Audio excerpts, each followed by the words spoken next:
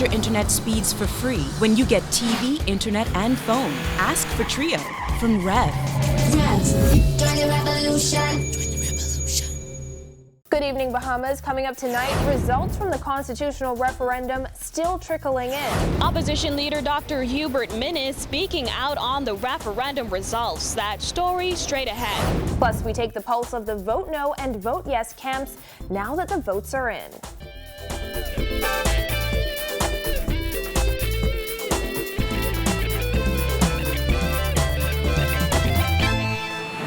Welcome to our news. I'm Christina McNeil. Thanks for joining us. Topping news tonight, thousands of Bahamians voted in yesterday's constitutional referendum.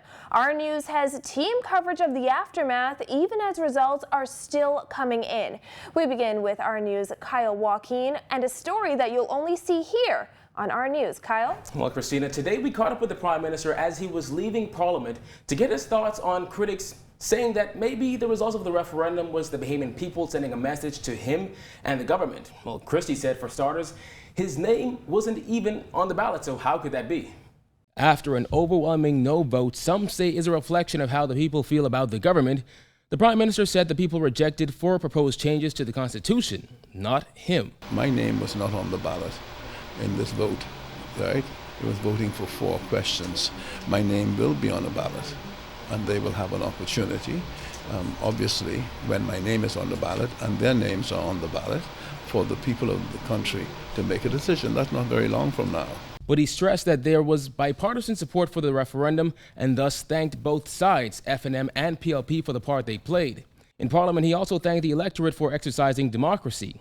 At the moment, Christie said, government is going through a process of assessment and evaluation to see why people voted yes, no, or didn't show up at all.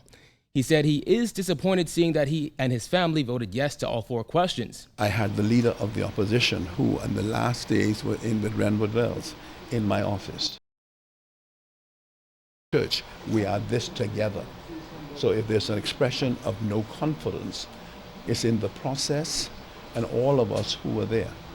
It is not an expression of no confidence. But while the Prime Minister doesn't feel the vote was a message from the people, Constitutional Commission Chairman Mcweeney said after speaking with Christie, he feels differently. I think he realizes that there's some very important political lessons to be learned from this experience.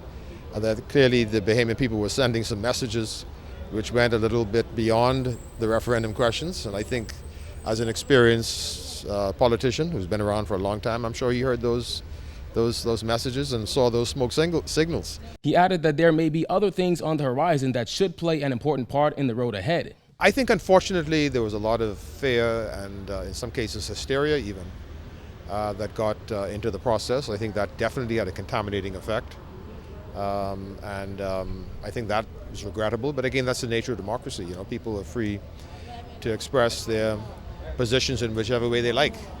Just after the results of 6 constituencies came in, there was nothing for the rest of the night. The media left knowing the results of less than 10 constituencies. Parliamentary Commissioner Sherlyn Hall said there were several factors, including a down fax machine and power outages. Hall also decided to hold on to the results of each polling division until the entire constituency came in.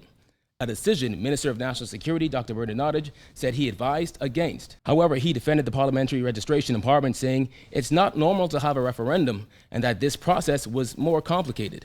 A referendum is different from a general election where you have 2 candidates and so you're just counting the votes for one or the other candidate. In this case, there were 4 questions where you had to count yes or no on 4 of them. So it takes you 4 times as long, for example, to examine one ballot sheet. Well, we also asked Nottage, given the issues from this referendum, what if anything could be changed? And he said nothing, just as long as everyone follows the rules. Back to you, Christina. Thanks, Kyle. Well, as we mentioned earlier, results are actually still trickling in. And now we're going to take a look at what this looks like on a national scale. When it comes to the island of New Providence, a lot of people were looking anxiously toward these results coming in. In the constituency of Montague, which we heard there were some holdups in, we actually received the results of the votes in that area. In Carmichael even, we received the results in that area. However, there are some constituencies where numbers still have not come in. For example, Fort Charlotte, we're still awaiting the results in that area. And when it comes to Killarney, we received the results of most of the polling divisions. There are 13 polling divisions in Killarney. We are still missing the results of polling division number 11. Now we go over to the island of Abaco, where in Central and South Abaco, you can see that bill number 1 actually received a majority yes vote in that area.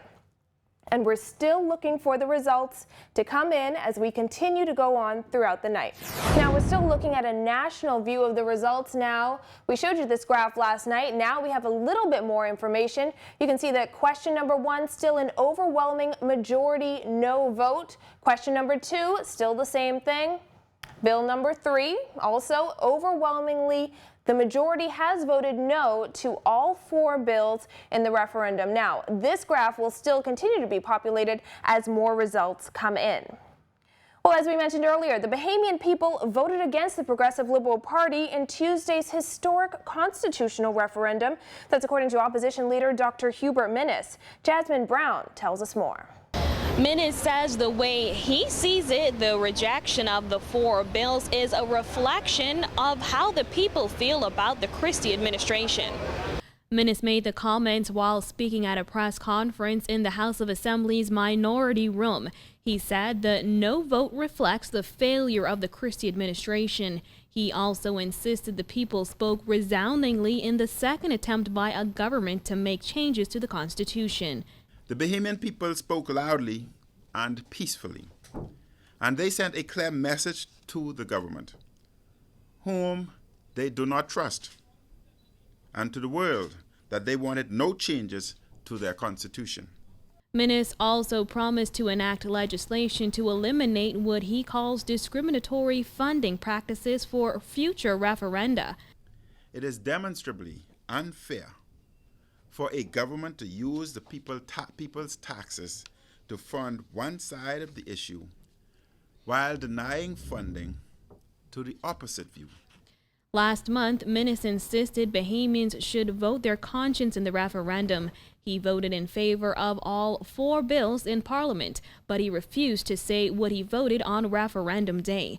When asked if he felt voters made the right decision, Minnis refused to give a direct response, but he did say this. I think the Bahamian people are intelligent enough to make their decision.